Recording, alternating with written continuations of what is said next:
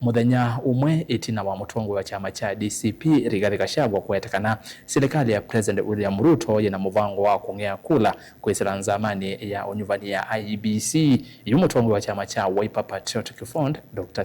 Kalonzo Musyoka Niwaweta Kana Ngaliko ya Ulei Nimaendeeye Kuthiana Nzeke sia kana Iebc Yina Muvango wa Kuthoa Masini sia Kukunithya Kula kwanzia Itailite aine nanandiki mama uvo Nzama kanisa wa Victory Churches International kisione cha utawala kauntini ya Ilovi Kalonzo ingi Niwaendeeye kutola muti President Ruto kumana na wingi wa mboleli va Kenya. Beni Mosau ukolibote.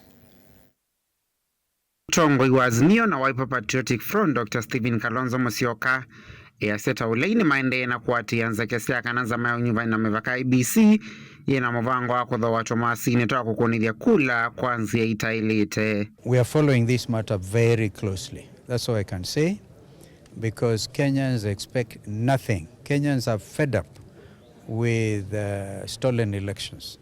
Hawezi tena kukubali mambo haya. Kwa hivyo, whatever it is that they are trying to do, I just want to tell you that on the 9th of October, the United Alternative Government has called together with other stakeholders for a consultative forum to ask Iebc to explain to the country how prepared they are to hold the next election.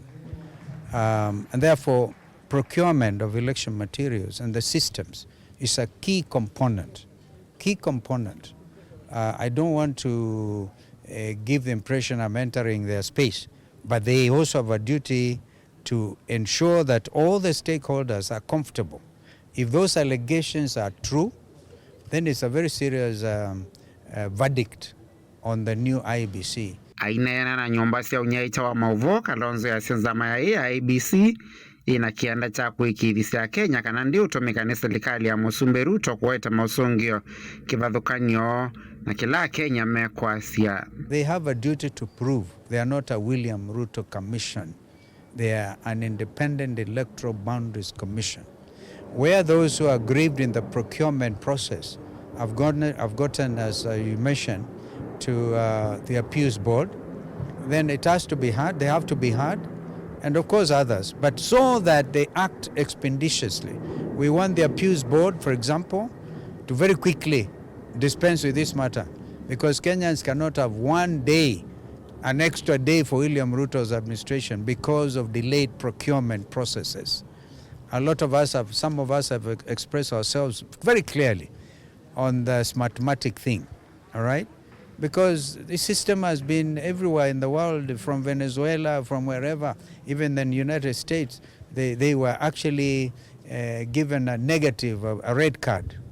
But that having been said, we wait until the 9th. Before the 9th of October, the Iebc must come out clear.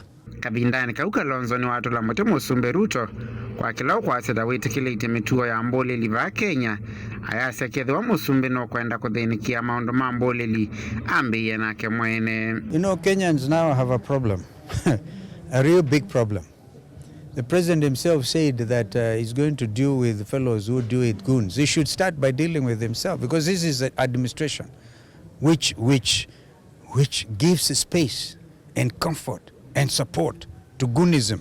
Let him start there. Vilingi wa Mutongoi TV nyenita wa Ben Mosau.